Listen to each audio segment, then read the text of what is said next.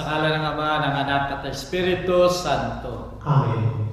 Ngayon ay pinagdiriwang natin ang kapistahan ng Pentecostes o ito yung pagbaba ng Espiritu Santo sa mga alagad.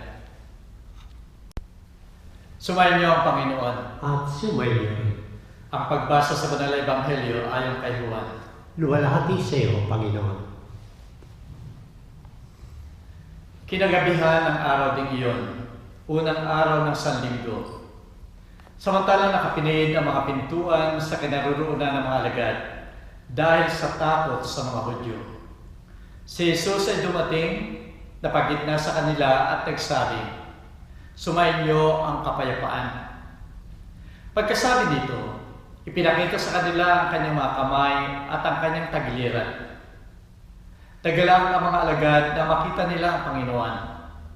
Sinabi na naman sa kanila, "Sumainyo ang kapayapaan.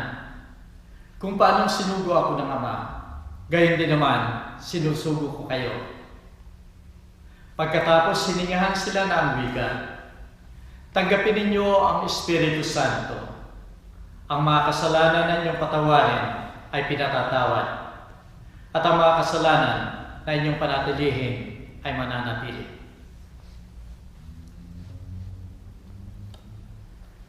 Ang salita ng Diyos. Purihin ka, O Kristo. Minamahal ko mga kapatid sa pananampalataya. Katulad ng sinabi ko kanina sa introduction, ipinagdiriwang natin ang kapistahan o linggo ng Pentecostes. Ito ay nanggaling sa salitang Grego na Pentecoste, na ang ibig sabihin ay 50th o ika-50 araw. At dito nga sa ika-50 araw, mula nang muling nabuhay ang ating Panginoon, ito ang ika-50 araw.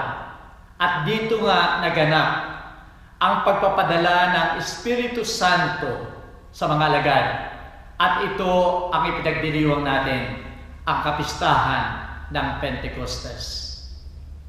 Napakinggan natin sa unang pagbasa kung paano dumating ang Espiritu sa mga alagad, Espiritu Santo sa mga alagad, at kung anong nangyari sa kanila pagkaraan na yung Espiritong yun ay makamta nila sa araw ng Pentecostes. Sinasabi sa Ebanghelyo ni San Lucas na ang Old Testament daw ay beginning ng humanity.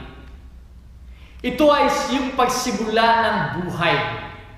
Ito ay yung paglalang ng lahat.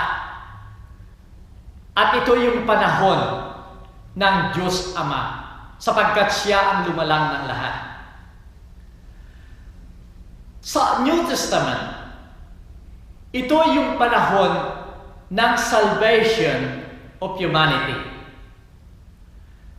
At ito yung panahon ng Diyos Anak, ang ating Panginoong Jesucristo, na nagbigay sa atin ng kaligtasan.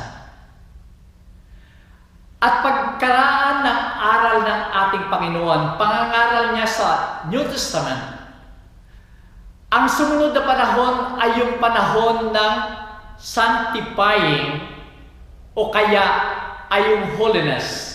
Ito yung pagtupad sa kalooban ng Ama, pagsunod sa kalooban, sa utos ng ating Panginoon. At ito ay yung panahon ng Espiritu Santo, na tayo binigyan ng lakas ng Espiritu Santo upang magawa natin, masunod natin ang kautusan ng ating Panginoon. Napakaliwanag ng pangyayari ito. Napakaganda ng pagkakasunod-sunod ng mga pangyayari. At kung ilalagay natin ang ating buhay sa lahat ng pangyayari ito, masasabi natin tayo ay nagsimula dun sa beginning of humanity. Pagkatapos ay yung salvation of humanity. At pagkatapos noon ay yung sanctifying, yung pagsunod natin sa kalooban ng ating Ama. Ito ang kabuuan ng ating kaligtasan. At dito sa lahat ng pangyayari ito, makikita natin at madarama natin kung sino ang nasa piling natin, kung sino yung nasa kapaligiran natin, at kung paano natin natanggap ang tunay at walang hanggang kaligtasan ng sangkatauhan. Noong mga nakaraang linggo, ay ilang ulit nating napakinggan sa mga pagbasa, lalong-lalo na sa Banal na Ebanghelyo, yung pangako ng ating Panginoon, hindi ko kayo iiwang mag-isa, hindi ko kayo iiwang mga ulila, ipapadala ko sa inyo ang Espiritu Santo. At dito nga nakaraang linggo, nang bago umakyat o habang umaakyat ang ating Panginoon, papunta doon sa luklukan niya sa kaharian ng kanyang Ama, ay pinangako niya ng hayagan sa mga alagad. Ako ay pupunta sa aking Ama, subalit ipapadala ko sa inyo ang Espiritu Santo, at ako ay mananatili sa inyo hanggang sa wakas ng sandaigdigan. Ang pagpapadala ito ng Espiritu Santo nga ay naganap ngayon sa kapistahan ng Pentecostes. At itong pagpapadala ng Espiritu ito ang nagbibigay sa ating lahat ng kaganapan. Napakagandang mensahe ito para sa atin, sapagkat kuminsan ang ating katayuan ay napakahirap. Kuminsan ay tayo gulong-gulo ang isipan. Kuminsan ay may mga problema tayo na hindi natin masolve. Kuminsan ay hindi na natin alam ang ating patutunguhan. Subalit sa pamagitan ng pagdating ng Espiritu Santo, ay makikita natin, lumalakas tayo, nagkakaroon tayo ng liwanag, at dahil dito, nagagawa nating ayusin ang ating buhay sa pamagitan ng gabay ng Espiritu Santo. Nung nabubuhay pa si Pope John Paul II, ay sinabi na ninyang minsan, ano ang sitwasyon ng buong daigdig at ano ang kondisyon ng mga tao. Sinasabi niya na ang mga tao raw ay nanghihina na, sapagkat kung hindi man namamatay ang kalang spirituality, ito yung relasyon ng tao sa Diyos, ay hindi naman lumalago ang kalang morality. Ito yung paggawa ng kabutihan ayon sa kalooban ng ating Ama. At dahil sa sitwasyong ito, nagkakawatak-watak ang tao, kaya hindi nila magawa yung kalooban ng ating Panginoon. Kahit isinulat minsan ni St. Irenaeus na ang mga tao raw ay katulad ng harina, na kung ito ay lalagay mo sa isang plato o sa mesa kung saan mamasahin para gumawa ng tinapay, ito ay kumakalat hanggang lagyan mo ng tubig. Ito ay basahin mo at doon mo magagawa ang iyong process ng paggawa ng tinapay. Ganon din ang mga tao, sinasabi niya. Hanggat ang mga tao ay hindi nagkakaroon ng tubig, ng biyaya na nanggagaling sa ating Panginoon, tayo ay magiging watak-watak. Subalit kung naroon yung biyaya, yung tubig na yun, na nanggagaling sa ating Panginoon, magagawa natin magkaisa, magagawa natin sama-samang sundin ang kalooban ng ating Ama. Minamahal kong mga kapatid, tingnan natin ang karanasan ng mga alagad. Alam natin na kasama ng ating Panginoon ng mga alagad 24/7 sa loob ng ilang taon. Nakita nila, napakinggan nila ang aral ng ating Panginoon. Nakita niya yung mga himala na ginawa ng ating Panginoon. At dahil dito sigurado sila at ipinangako nila sa ating Panginoon na gagawin nila ang lahat upang ipahayag ang mga aral na ito. Naroon yung lakas at pananampalataya nang kasama nila ang ating Panginoon. Subalit nagbago ang lahat ng mamatay ang ating Panginoon hanggang doon sa linggo o araw ng Pentecostes. Nawalan sila ng buhay. Sila ay nanghina. Actually, sila ay natakot na sinasabi sa Banal na Ebanghelyo ngayon.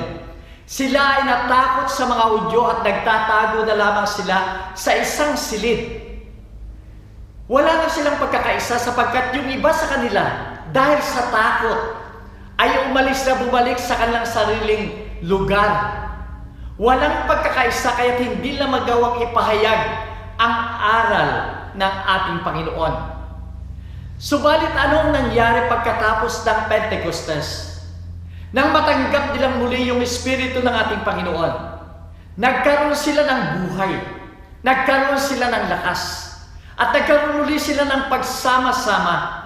At dahil dito nagawa nilang ipahayag ang salita ng Diyos. Nagkaroon sila ng maraming kaalaman, hindi lamang sa pagsalita ng iba't ibang wika, subalit kaalaman tungkol sa ating Panginoon. At dahil sa kaalamang ito, dahil sa gabay at lakas ng Espiritu Santo, na sila ay muling nagkaisa, ang salita ng Diyos ay nagawa nilang ipahayag sa buong mundo. Ito ang kautosang ibinigay sa kanila ng ating Panginoon sa banal na Ebanghelyo ngayon. Nang hingahan sila ng Espiritu Santo, ay sinabi ng ating Panginoon sa kanila, kung paano ako ay sinugo ng Ama, sinusugo ko na rin kayo sa lahat ng dako upang ipangaral ang magandang balita at binyagan sila sa ngalan ng Ama at ng Espiritu Santo. Sa mga gawain ito at misyon ng mga alagad, ang dami lang sa kanilang karanasan ay ang dami silang mga problema, mga hirap na pinagdaanan. Subalit sa pamamagitan ng lakas ng Espiritu Santo na nasa kanila, nagawa na lang lampasan ang lahat, nagawa nilang tanggapin ang lahat, at ialay nila ang lahat ng hirap nila na pinagdaanan sa ating Panginoon. Ito ay dahil nasa kanila na ang Espiritu ng ating Panginoon. Minamahal kong mga kapatid, si Joel, bago siya imbitahan sa isang seminar, ay mababakas mo sa kanyang mukha ang kanyang pinagdaraanan. Napakatigas ng kanyang kalooban. Ang puso niya ay punong-puno ng galit. Ang isipan niya ay punong-puno ng paghiganti. Ang kanyang kalooban ay hirap na hirap. Dahil nang siya ay nasa overseas, nagtatrabaho bilang overseas worker, ay nilooban yung kanyang bahay. Pagkatapos pagnakawan yung kanyang asawa at isang maliit na anak sa kanilang bahay, ay pinatay silang dalawa. Dahil dito, punong-puno ng galit ang pagkatao ni Joel. Habang siya ay nagsasalita, ay makikita mo na gustong-gusto niyang maghiganti, gusto niyang bumawi sa nangyari sa kanyang buhay. At dito nga ay inimbitahan siya sa Life in the Spirit Seminar. At dito ay isinabi sa kanila, bago magsimula yung seminar na yun, buksan ninyo ang inyong puso, buksan ninyo ang inyong pagkatao, buksan ninyo ang inyong kalooban sa Espiritu Santo, papasukin ninyong muli sa inyong buhay upang siya ang maghari dito. Siya ang gumalaw sa inyong buhay. At nang magsimula ang seminar na yon, sa pag-aawit pa lamang ng Come Holy Spirit, we need you. Halina Espiritu Santo, kinakailangan kita. Unti-unting nabubuksan yung kalooban ni Joel. Yung puso niya ay muling nabubuksan. At habang nagsasalita sa buong araw na yon, ang mga speakers, lahat halos ng salita ay tumatama sa pagkatao ni Joel. Nabubuksan ang lahat para sa kanya. At nung panahon ng baptism in the Holy Spirit, ay bumagsak na siya ng patuloy. Umiiyak siya, humahagulhul siya, humihingi siya ng tawad sa ating Panginoon. Naroon ang paghingi ng tawad at pagsisisi sa lahat ng ginawa niya, sa lahat ng iniisip niya, laban doon sa pumatay sa kanyang asawa at mga anak. Hanggang pagkatapos ng kanyang pagagulhol at pag-iyak, hinang-hina na siya at nasabi niya, Panginoon, pinapatawad ko na sila. Tinatanggap ko na maluwag sa aking kalooban ang nangyari sa aking asawa at sa aking anak. At pagkatapos ng seminar na yun, nagbago ang buhay ni Joel. Naging maligaya na siya. Mapayapa ang kanyang kalooban. At ito ay dahil lamang sa pagpasok ng Espiritu sa kanyang buhay. At pinabayaan niyang ito ang gumabay sa kanya. Ito ang magbigay sa kanya ng liwanag at kaligayahan. Minamahal ko mga kapatid, ganito rin ang ating buhay. Kung tatanungin ko kayo ngayon, mahal ba ninyo si Kristo? Alam ba ninyo ang aral ni Kristo? Kilala ba ninyo si Kristo? Maring tayong lahat dito o tayo ang lahat ay sasagot ng oo, kilala ko si Kristo. Sapagkat simula pa sa aking pagkabata, ay ito na ang itinuro sa akin ng aking mga magulang. Sa aking pagpasok sa eskwelahan, ito na ang itinuro sa amin sa katekismo, ang aral, ang buhay ng ating Panginoon. Subalit kung ang itatanong ko sa inyo, sinusunod ba ninyo ang aral ni Kristo? Maring masabi natin, hindi 100% na natutupad ko ang aral ni Kristo. Minamahal ko mga kapatid, kung ito tayo, kung ganito ang ating sitwasyon, napakaganda ng mensahe, ng aral na pangyayari sa buhay ni Joel. Sapagkat si Joel din ay alam niya ang aral ni Kristo. Ganun din ang sagot niya na simula pa sa kanyang pagkabata ay ito na ang itinuro sa kanya ng kanyang mga magulang at ganun din ng kanyang sa paaralan nila ay aral din ni Kristo ang kanyang natutuhan.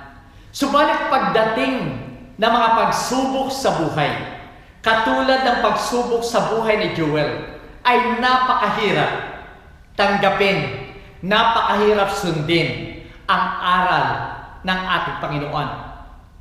Kaya nga para sa atin, ganun din, kung hindi darating sa atin ang Espiritong yan, na katulad ng pagdating at pinabayaan ni Joel na siyang maghari sa kanyang kalooban sa buong niyang pagkatao, ang pagsasabi natin, kilala natin si Kristo, alam natin ang aral ni Kristo, ay napakahina, sapagkat dapat ang gagabay sa atin ay ang Espiritu ng ating Panginoon.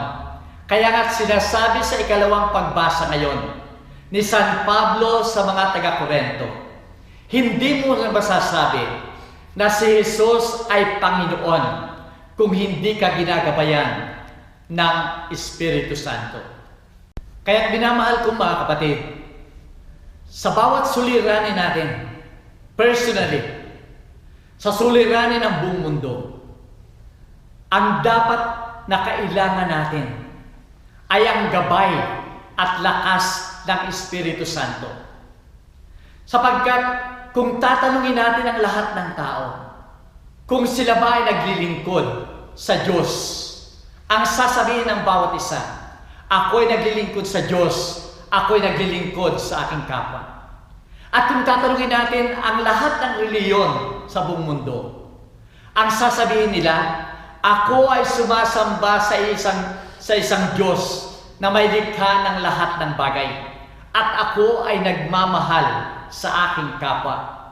Kung gayon minamahal ko mga kapatid, iisa lamang ang ating pinananampalatayanan at isa lamang ang ating pinaniniwalaan.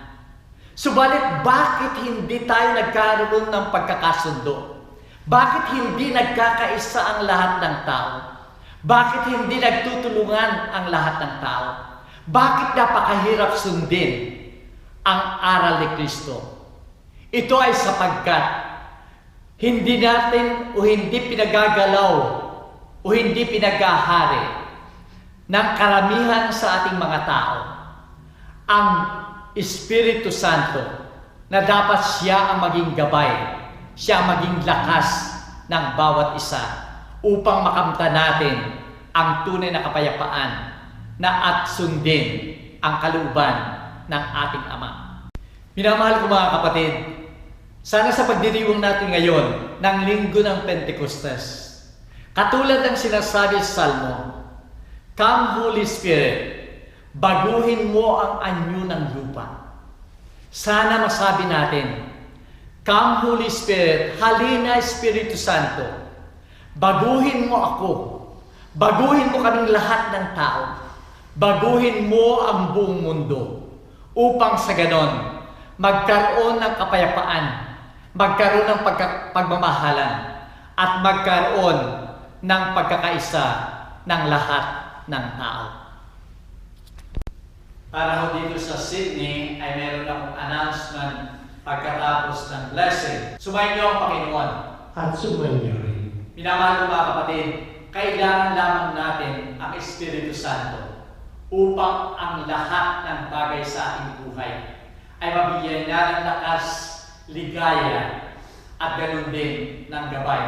Dito tayo magkakaroon ng tunay na buhay kasama ng ating Panginoon. At naway pagpalain kayo ng makapangyarihan Diyos, Ama, Anak, at Espiritu Santo. Amen. Umayo tayo mamaya. Salamat sa Diyos.